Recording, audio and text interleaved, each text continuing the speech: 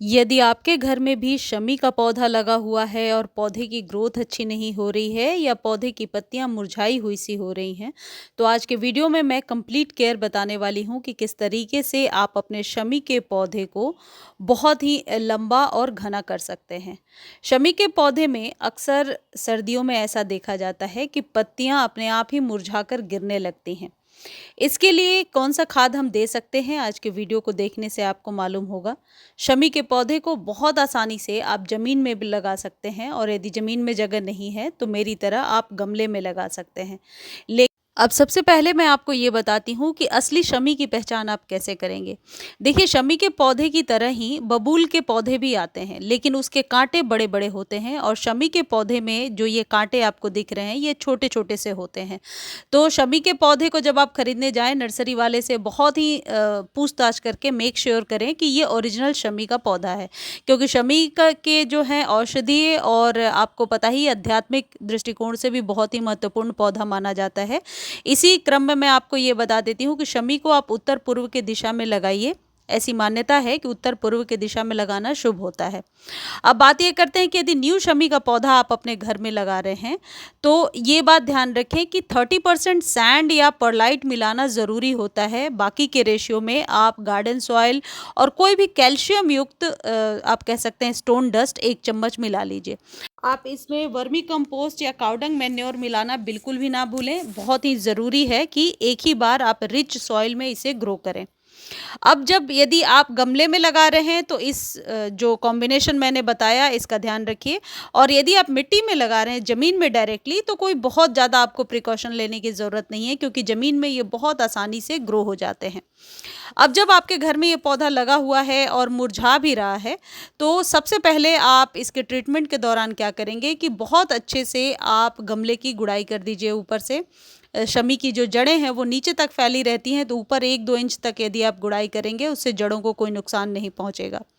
एक चीज़ और है कि आप ये बात ध्यान रखें कि शमी के पौधे की जो मिट्टी है वो अक्सर मॉइस्ट होनी चाहिए, लेकिन गीली बहुत ज़्यादा नहीं होनी चाहिए। यदि पौधा बहुत छोटा है यानी 4-5 इंच का है तो रेगुलर आप इसमें वाटरिंग कीजिए, लेकिन पौधा यदि बड़ा हो गया है तो आप वीक में 2 या 3 दिन ही पानी दीजिए।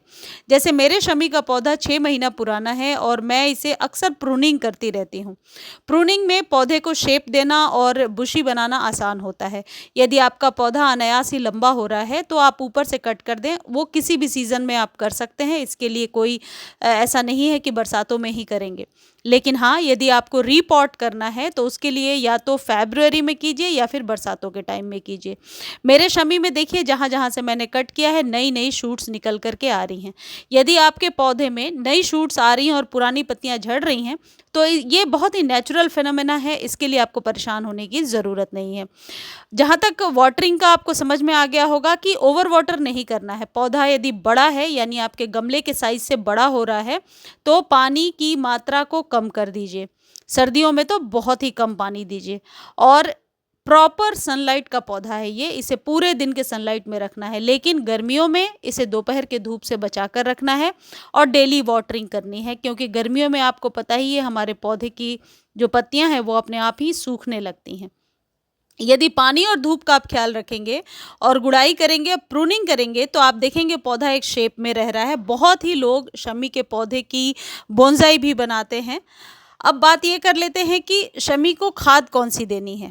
शमी क्योंकि एक परमानेंट पौधा है तो आप क्या करेंगे, हर एक महीने 4 से 5 दाने डीएपी के आप इसमें डालेंगे। यदि डीएपी आपके पास नहीं है तो कोई घबराने वाली बात नहीं है, तब भी जड़ों का विस्तार वैसे ही होगा।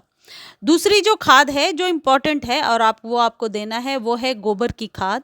आप 1 या 2 चम्मच, यदि 10 इंच का कंटेनर है तो 1 या 2 चम्मच गोबर की खाद आप हर एक महीने डाल दीजिए या एक मुट्ठी भर के डाल दीजिए। ये जो गोबर की खाद है ये आपके सूखते हुए शमी के पौधे को फिर से हरा भरा कर सकता है, बशर्ते कि आप उसे उखाड़ कर फेंके ना, गुड़ाई करें और 1 चम्मच ये खाद डाल दें और ऊपर से पानी डाल करके धूप में रख दें। तो आप देखेंगे कि न्यू शूट्स भी बहुत आसानी से निकल कर के आ रही हैं। ये जो गोबर की खाद है ये आप नर्सरी से ले सकते हैं और मेक श्योर कि ये पुरानी खाद हो, नई ना हो।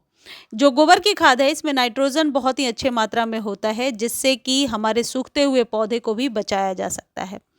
अब आपके पास यदि दोनों चीज़ नहीं है या दोनों का इस्तेमाल आप रेगुलर वे में करते हैं, तो एक चीज़ और घरेलू मैं आपको बता देती हूँ, वो है यूज्ड टी लीफ या फ्रेश टी लीफ।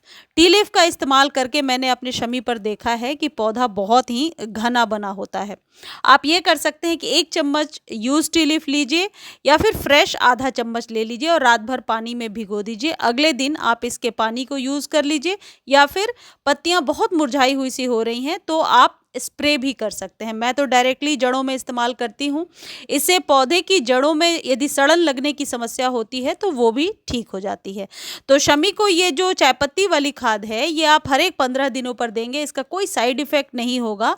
और यूज़ टी लीफ दे रहे हैं तो डायरेक्टली आप ऊपर से 2 चम्मच या 1 चम्मच डाल सकते हैं। यदि ज़मीन में पौधा लगा हुआ है तो आप चाहे तो रूट से थोड़ा-सा हटकर गुड़ाई करके अंदर मिट्टी में दबा सकते हैं। ये जो चायपत्ती की खाद है, ये आपके सभी लीफी प्लांट पर बहुत ही अच्छा असर करता है और पौधे की ग्रोथ बहुत ही अच्छी होती है।